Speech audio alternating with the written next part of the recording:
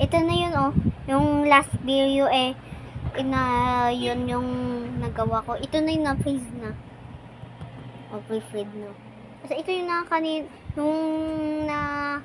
napakita ko sa first yun. Okay? Inamutan mo, pangalan namin ay kami dalawa. Ito, tapos ako. Ito si Sophie. Iyon best friend ko. Grade 2 na yan, 8 siya. Tapos ako na.